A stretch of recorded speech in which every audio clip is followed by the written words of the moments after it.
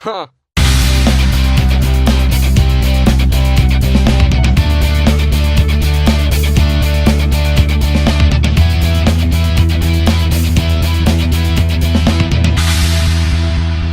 Hello, it's Dane at Jonah Custom Guitars again, and the 70 Gibson J-50 that we've been working on. The neck is glued in, and yeah, glued in, cleaned up. Well, sort of cleaned up. I still got some glue I need to kind of rub off, or I'll heat some water up, and that'll take the hot glue residue off. Still need to do finish touch up that I'm going to do. What I want to do is get the neck set, get the strings on and get it under tension, and and then do my finish repair. Shouldn't be any issue, but I really hate to have my finish repair done and then set the neck and have something move a little bit and crack finish. That's probably nothing I really even need to worry about. But so what I'm doing now is I'm fitting a new saddle in here. And there's a couple things I wanted to show you about this process. And I've done it lots of different ways. Every time I do something, I'm trying to find a way to kind of streamline that and have less guesswork involved. It's real easy. It already has a 16 inch radius on top of the saddle, matches the fretboard, and it's just really easy just to put that in there, and then just to start taking it out and shaving the bottom off and dropping it, and that takes quite a few shots generally. So what I'm doing this time around, and it's just kind of I've done it, just did it on another guitar, and I'm just thinking that it worked out all right that way, so I'm going to give it a whirl. Work the fat E down to where I'm about when it's under tension. I'm about 4/64, which is pretty good standard action for an acoustic. And the high E string was probably around 6/64. So I've just been filing it down a little bit, right down through the top of the saddle here, into the radius, and I'll restring it right now and kind of get an idea where that's at. And then once I do that, I will, once I get down to where I want to be here, then what I'm going to do is I'm going to pull the whole saddle out, and I'm just going to put that radius down to the bottom of these slots, and then I'll just re-radius the whole top of the saddle. Now it's still going to need more work because right now it's high, okay, and it's going to be high until I get all the string tension on it, and pull the top back up to where it was under string tension, pull the neck up, because right now the neck is actually in a bit of a back bow. When it gets under string tension, it's going to be straight to or upwards toward my relief that I want, which is around 12 thousandths. So at this point it's high, but as soon as it's all under tension, then I can actually make better adjustments on this. And there again, what I'll probably do is just take the outside strings down while all the other strings are still under tension. Work that down to where I'm getting my string height at my 12th fret where I want it. I could be overcomplicating it. I don't know. I may just go back to the old trial and error method of shaving the bottom until everything's perfect. So when you're completely replacing a saddle just because you want to go from plastic to bone and the previous saddle fit well, it's just a matter of tracing the old saddle, right? Same thing with the net. If everything was good on the net, just want to go from plastic to bone, then it's just a matter of tracing that and then just fine tuning it as you go in with it. This case, because the top was so high, or the neck angle was wrong and everything, the strings were so high that the saddle gets shaved practically all the way down to the bridge. And so obviously you can't just trace the old one because it's going to be too short again. All right, so that's where we're at. And go ahead and tighten this up and get some tension on this thing just to give me a little better idea of where it's laying at. Then I'll trace it and I'll sand it. When I get the saddle out, I want to show you the device I use for thicknessing these things.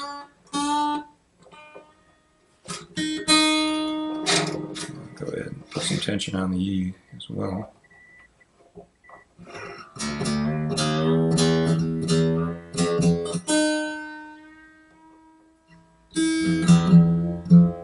Okay, so I'm just going to check that at the 12th just to get an idea. And now we're sitting down just at a fat 464s. All right, so again, I'm gonna loosen those up, pull the saddle out. I'm gonna swing the camera around just to show you the setup I have for doing the sanding on these nuts. I do a lot of it by hand because I don't just go off a sander. I don't just go off the sander and then pop it in the slot. It's got to be sanded. Generally at least a 600 and then polished up. Usually go from the 600 wet and dry to the polishing papers and get up to around 1,000. Or I think the last one was a 3,000. Anyway, it's pretty shiny when it gets all done like that. And I got my little block over here off camera, but I'll bring it in. That I put the pins in. So I like to keep the pins in the order they came out in. It's probably not a huge deal either, but it's just one of those little things I do. All right, so saddle out. I'm going to swing this around to my sander here. Now, I'm going to kind of give a little shout out here to Jerry Rosa of Rosa String Works. If you haven't watched his videos, you need to watch his videos. He's a good guy. Has a lot of interesting content.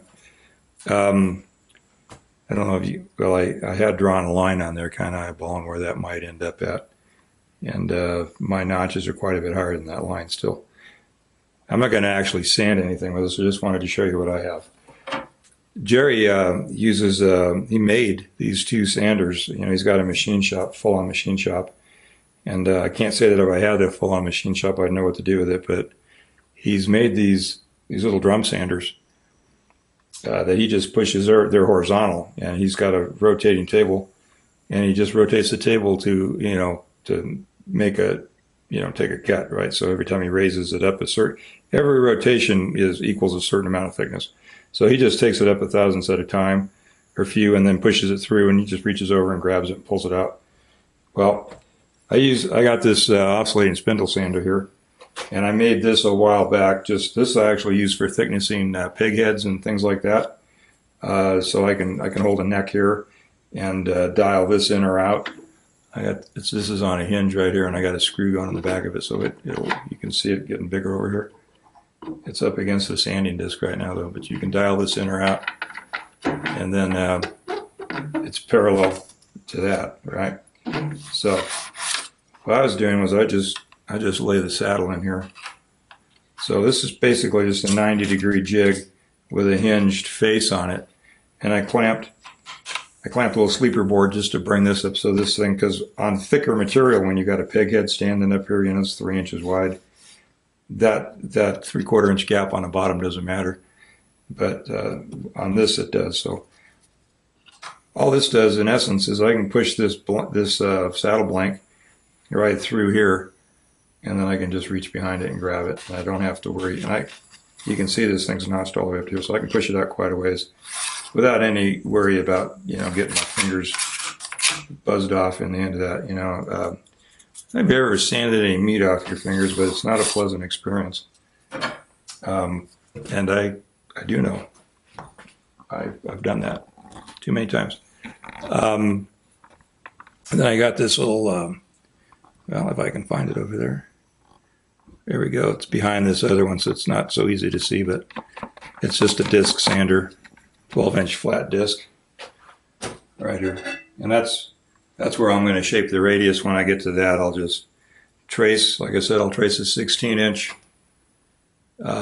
radius at the bottom of these slots, and then I'll just fire the sander up and run it off there. I might run that just a little bit, but you're not going to really be able to see much, and it's going to be very loud. So, but it's going to be right in that little corner. All right. I'm going to trace this real quick. I'm off camera, but I'll trace this real quick and come back. Now, of course, I can't find my radius.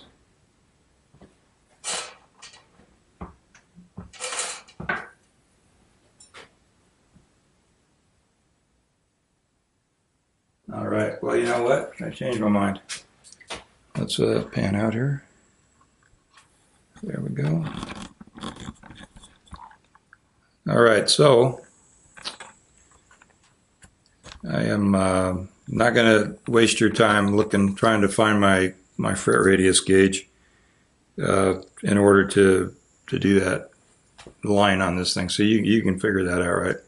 I got a notch. I got a notch here and a notch here where the two E strings are at, and I'm just going to connect the dots with my 16-inch radius and sand it down to fit, and then I'll string the guitar up, and it will take a couple times through.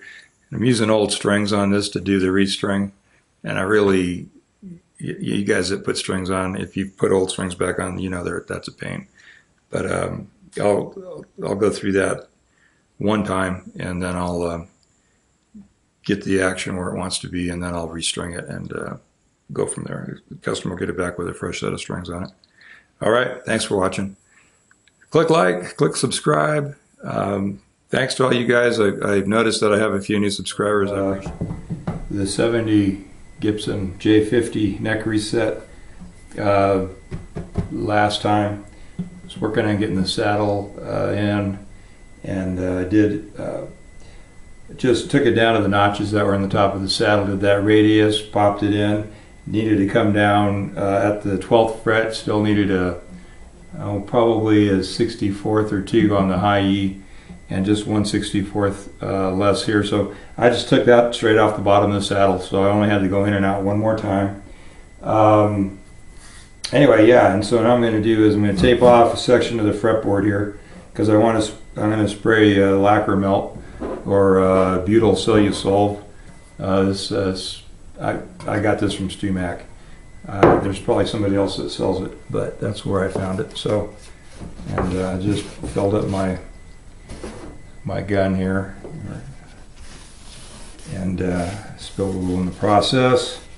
And I got my gun set up so I have a very, very fine mist that's going to be coming out of there, because I don't want to have a puddle of it. And so I'm just going to tape this off and then shoot that. Also, hopefully the compressor won't kick on. I just ran it a second so that it would cycle and be full.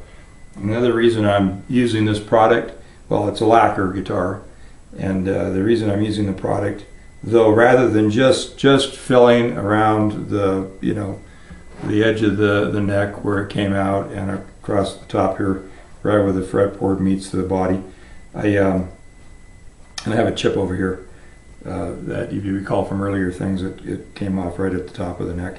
Anyway, the main reason is that when I steam the neck out, I got a kind of a white spot right here, and I could probably I might be able to rub that out or just shoot straight lacquer thinner on it, because it's typically just trap moisture under the lacquer. That is kind of what this stuff is really supposed to really shine at. But since I'm doing the lacquer touch-up anyway, rather than I don't know that it would be super critical to soften the lacquer right around where I'm just doing a little bit of touch-up. But since I have that white spot, I'm going to go ahead and shoot it. Used it on, I haven't posted any videos yet. I had a 64-ish Grammer guitar in here, and I'm going to get some of those videos posted. But I did a little bit of reworking on that.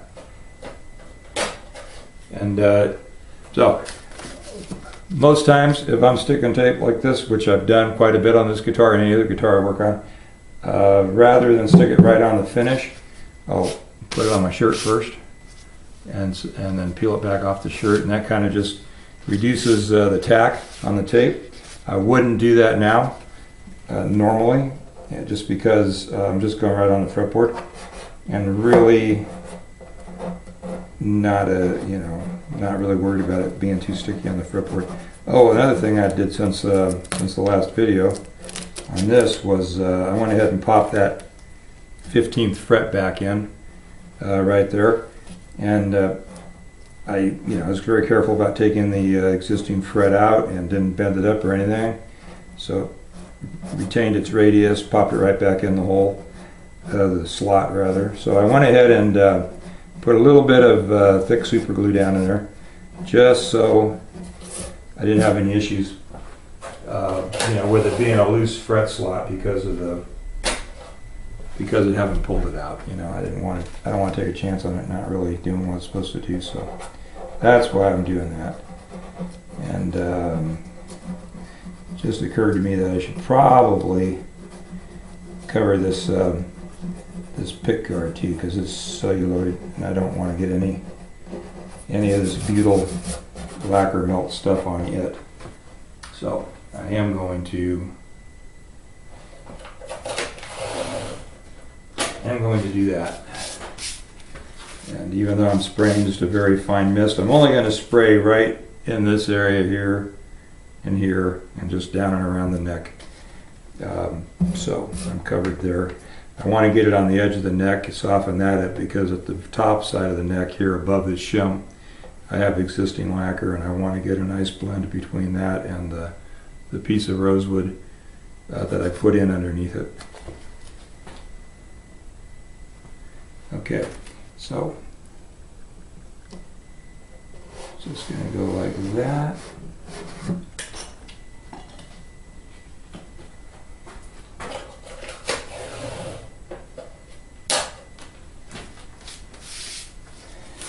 And like that, and that should take care of us up on here. I don't think we'll have any worries getting spraying over that. I'm going to reach across here and grab a razor blade.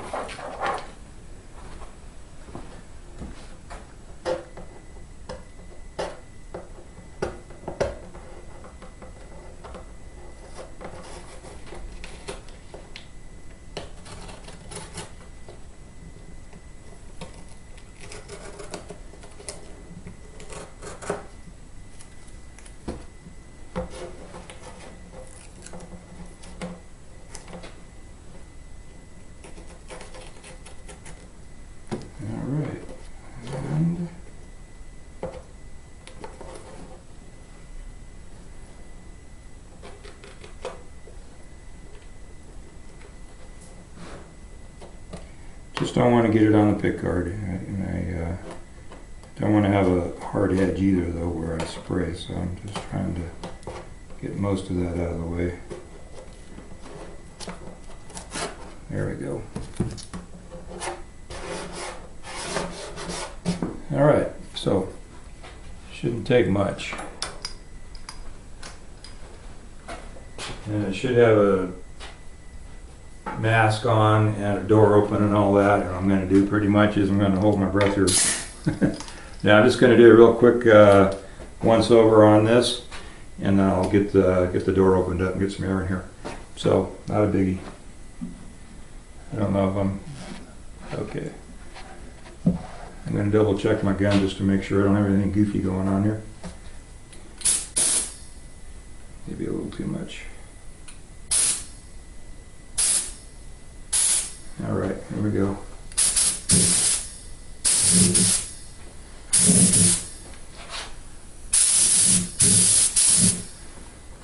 All right.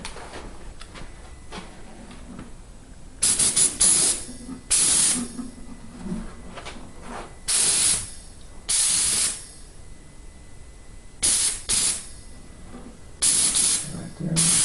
All right, so everywhere I'm messing here, I should have plenty of lacquer melt on, and I'm not touching the bottom here. It's up on the neck block, so I'm not hitting my mat down here, so I don't have any contact there. And I did get enough on here, so I'm happy. I'm going to open my door, turn off my compressor so it doesn't kick on.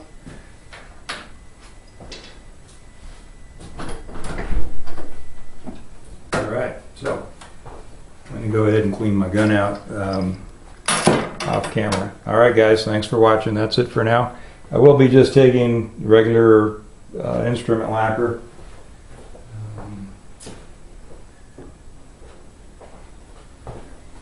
I started out with this, and I've tried other things, and I actually really like this product, Bellon's. So when I'm spraying guitars, that's what I use. I've tried to do some other things that were more environmentally friendly just for my own health, and I've had nothing but problems. So I've gone to oiling most guitars that I work on now rather than spraying, but I bought that with the intent of using it on another project I have coming up. Actually, another video series that I'm doing, that's the 9-string Nighthawk. Anyway, so that's it. Thanks for watching.